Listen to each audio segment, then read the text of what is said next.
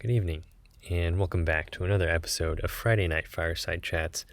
I'm your host, Roy. If you're new to this podcast, welcome. Thank you for tuning in. Friday Night Fireside Chats is a time to slow down, unwind, and reflect at the end of what might be a busy work week. With the pace of the modern world being such of a busy nature, always going. Friday Night Fireside Chats is a way to counteract that, to kind of pause, slow down. And the topics of this podcast are typically focused on self-inquiry and self-understanding. And for tonight's topic, I'll be sharing the story of the Chinese farmer. Now, I first learned about this story listening to Alan Watts tell it. Some of you might be familiar with who Alan Watts is, but if you're not, believe he is a English Zen Buddhist, or at least he studied Zen Buddhism. And you can find many of his talks on YouTube.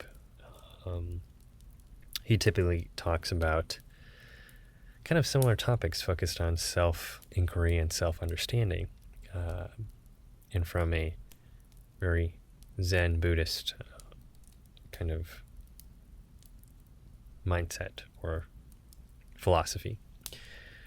Now, the story of the Chinese farmer is one in which I will let Alan Watts himself tell it. And so I will go ahead and play that recording for you right now. Once upon a time, there was a Chinese farmer who lost a horse, ran away. And all the neighbors came round that evening and said, "That's too bad." And he said, "Maybe." The next day, the horse came back and brought 7 wild horses with it. And all the neighbors came around and said, "Why, that's great, isn't it?" And he said, "Maybe." The next day, his son was attempting to tame one of these horses and was riding it and was thrown and broke his leg. And all the neighbors came round in the evening and said, "Well, that's too bad, isn't it?" And the farmer said, "Maybe." And the next day, the conscription officers came around looking for people for the army, and they rejected his son because he had a broken leg. And all the neighbors came round that evening and said, "Isn't that wonderful?" And he said, "Maybe."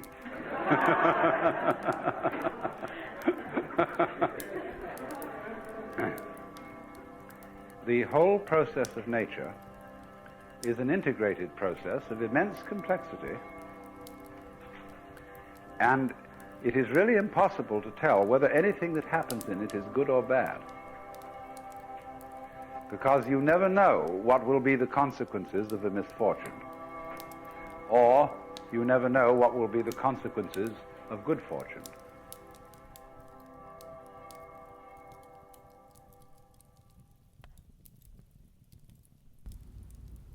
So there is the story of the Chinese farmer. And I gotta say, it's one of my favorite stories. And there's something about, I guess, the way that Alan Watts, the way he tells that story too, that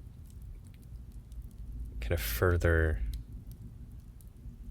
accentuates the wisdom and the humor in that story.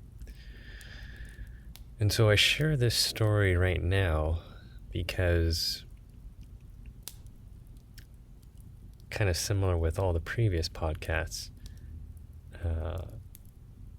we're in the year 2020, and this podcast itself was also inspired out of the pressure cooker of 2020, because as I had mentioned either in my first or second episode of this podcast, this was born out of 2020 and all the pressure within this year.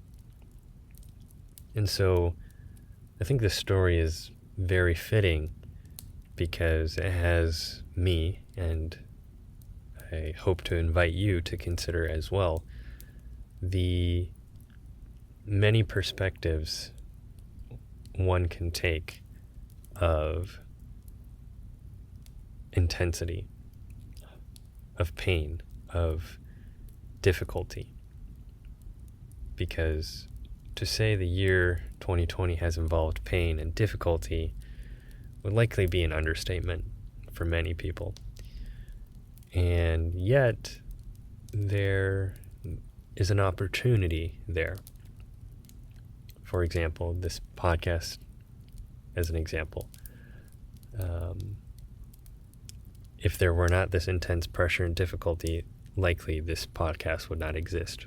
Or if it did, it likely would come at a much later time. And so there's something to be said about having an attitude of that Chinese farmer, of maybe. And I wouldn't say that means a person never feels anything. That's a very different thing. There's a difference between a frame of mind and perspective versus emotion and what emotions a person feels. And so in the case of that Chinese farmer, there's probably a good chance that when his horse ran away, that there might have been some sadness, some frustration. We don't know, right? Because it's not told in the story. But just because that it's not mentioned doesn't mean that the Chinese farmer did or did not experience emotion. There's a good chance that, he probably did, and yet he still holds a certain perspective and frame of mind, which was maybe this is bad, maybe this is good. It could be either way. And how this connects to how life unfolds, I think, is the classic example of the self-fulfilling prophecy. Now, the self-fulfilling prophecy is where a person either says out loud or just rehearses in their mind that something is going to be a certain way. Without a shadow of a doubt, it must be that way. Thinking of, some clients that I've worked with in my practice, some have shared that they have a certain perspective of, I'm always going to be like this. I'm never going to get that thing. Or, this month is going to suck. I know it, and I've accepted it. And when a person rehearses that in their mind so often, it becomes a mantra. And we talk about mantras and mantras, I believe is the actual pronunciation. But there's a lot of talk of mantras in yoga. And I think it's worth noting that we're rehearsing our own mantras all the time. It's our self-dialogue, which may be below the surface of our conscious awareness, or if we're lucky and have done the hard work, it is within our conscious awareness of what that internal dialogue is. But if a person is constantly rehearsing a dialogue of negativity, this will never happen for me, it's always going to be like this month is going to suck, I'm always going to, be unfortunate, they will very much create that reality for themselves because they're constantly rehearsing it. And so even if there is a positive event in their life, there's a good chance that they won't trust it. They might doubt it as a fluke, or they will even interpret that positive event from a negative outlook. And so there's a lot of wisdom in the Chinese farmer's frame of mind, his attitude and center.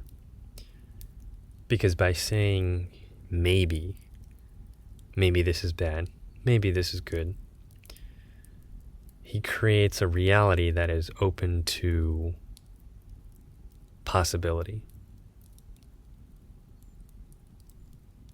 Possibility that something could be good, possibility that something could be bad. And yet even then, because he has that frame of mind of maybe,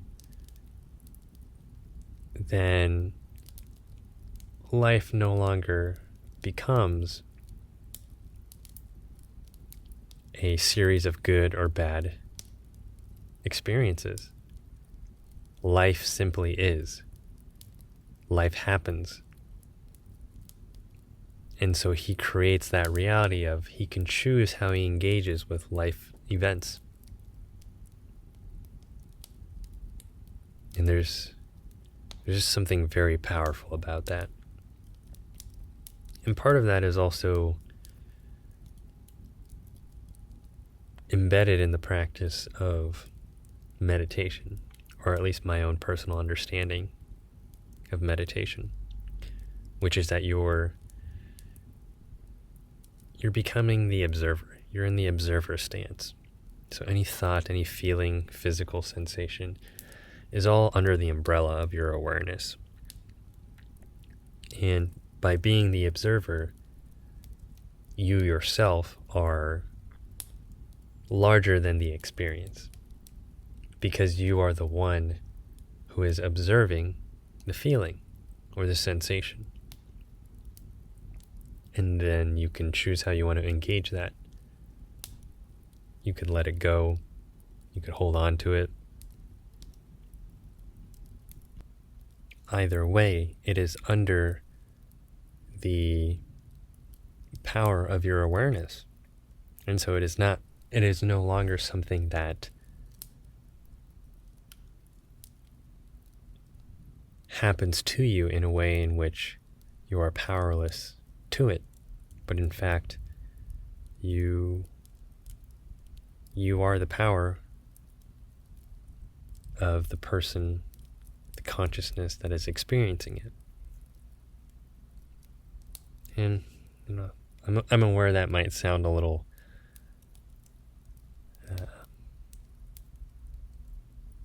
I guess out there, or just a little bit too abstract.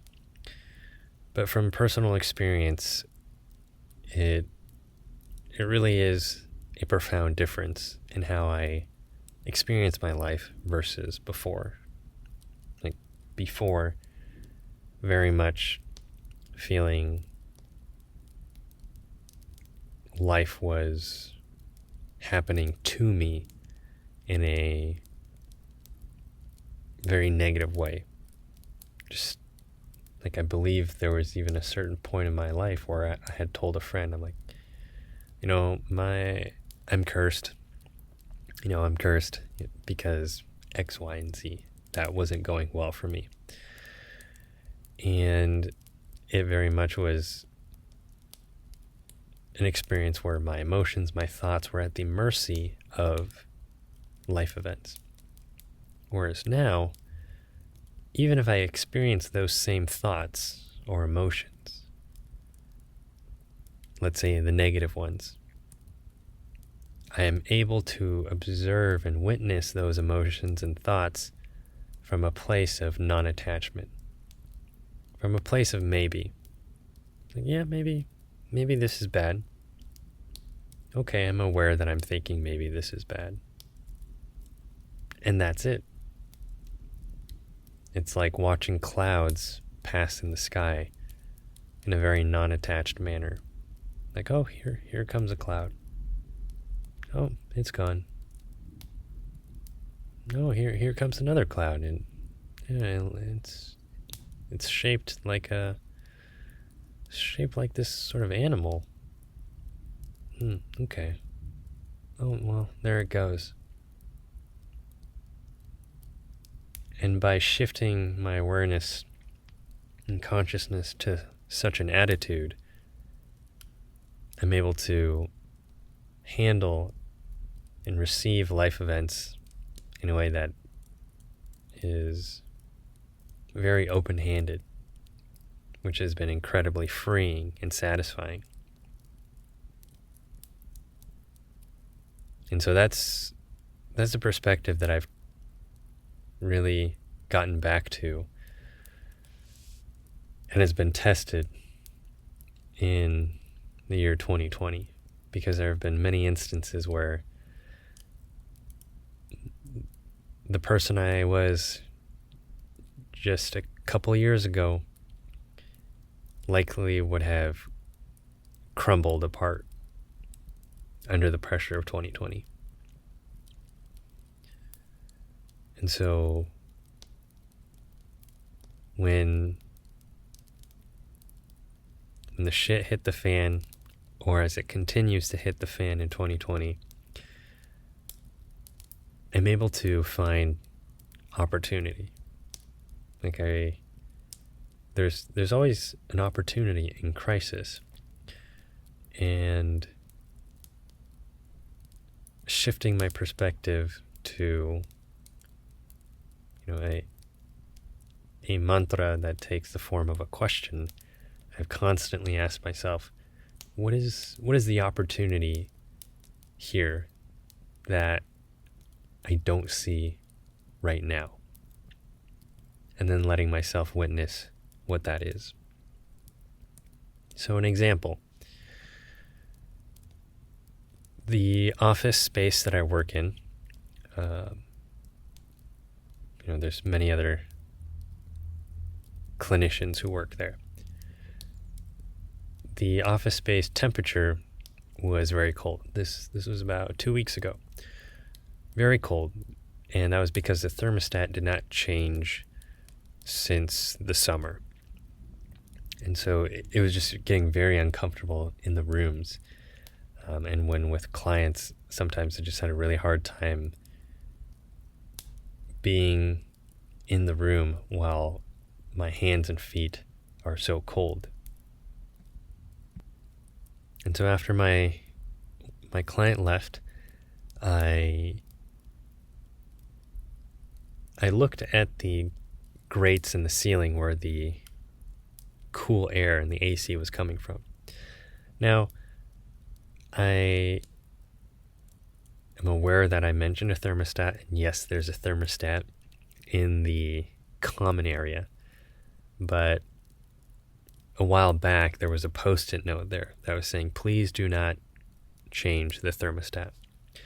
And so having that kind of primer there of a reminder, it's like, okay, I know where the thermostat is, but I probably ought not to change it for whatever reason. Maybe, it's part of our building owner's attempt to save money or something else. And so I thought, okay, I'm not going to deal with that, but maybe the grating in the ceiling can be closed. Maybe there's a way to adjust these metal shutters on this grating. And so I stepped on top of a little leg footrest thing. And next thing I know, I hit the floor hard. And my elbow felt hyperextended, and my hip was just shocked by the impact. And it happened so quick, to the point that I was super confused. And as I was gaining my bearings again, realizing, okay, I stepped on that stool thingy at an angle that did not support my weight, and down I went. Felt pretty terrible, to have that degree of shock and some of the air knocked out of me and then still hurting afterwards. And in my head, I'm just telling myself, God, that was so stupid. Why did I do that?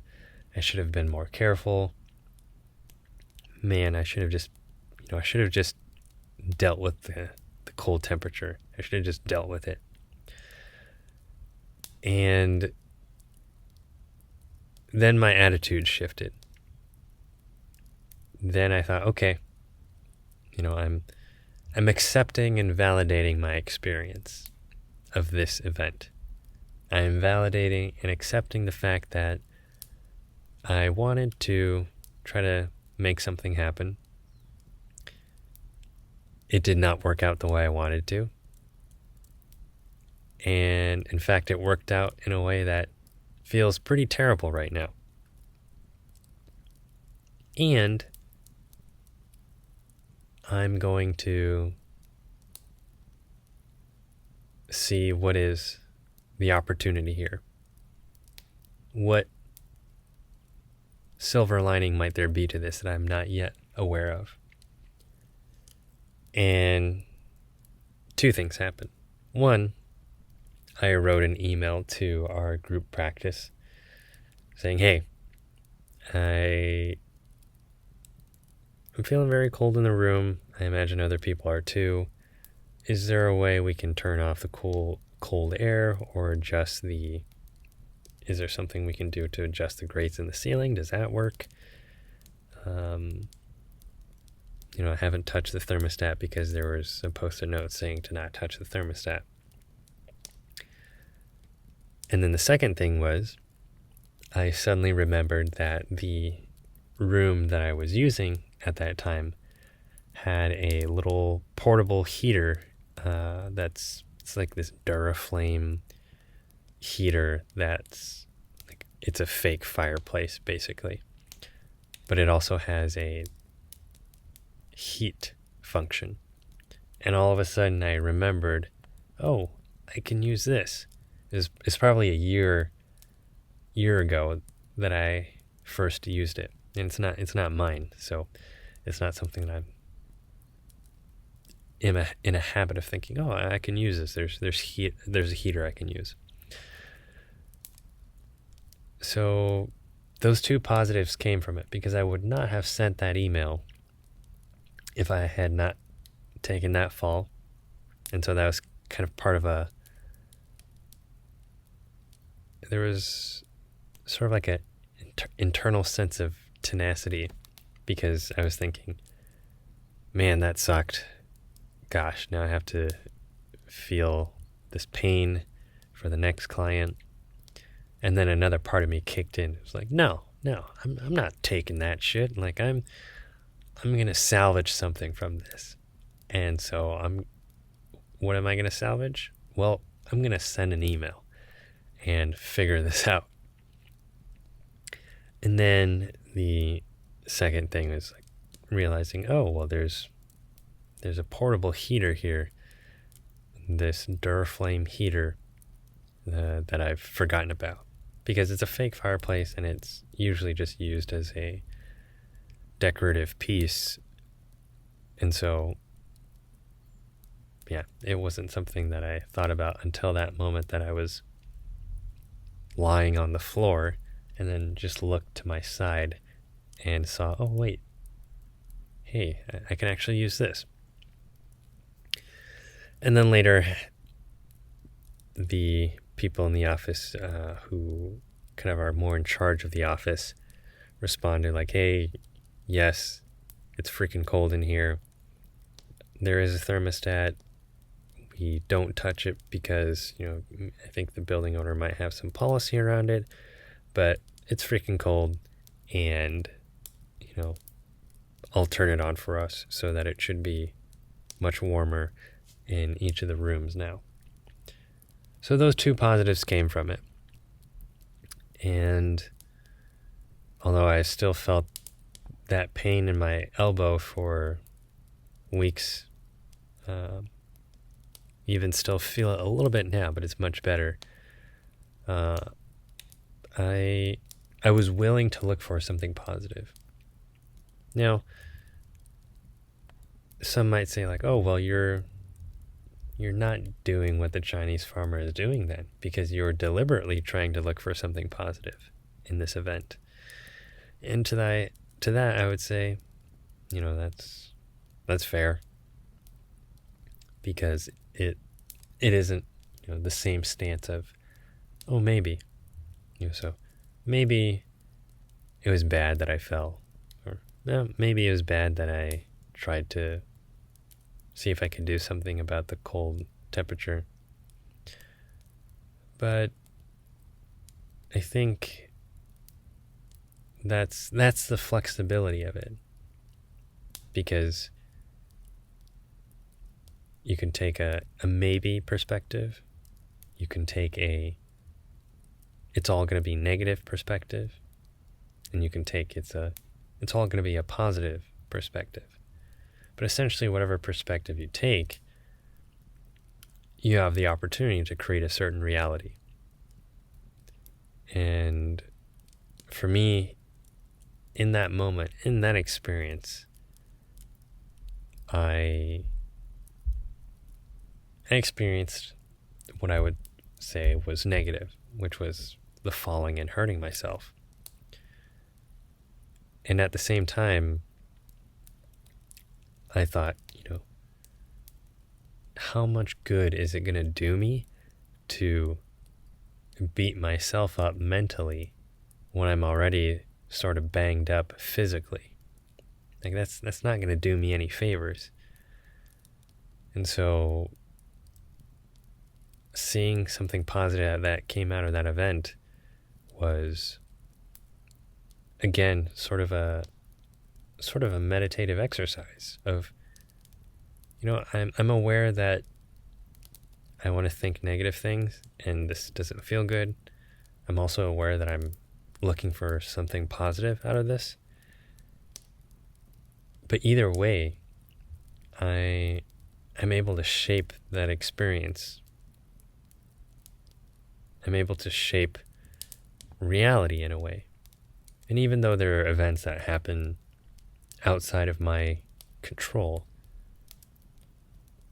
in a way, there's still a certain level of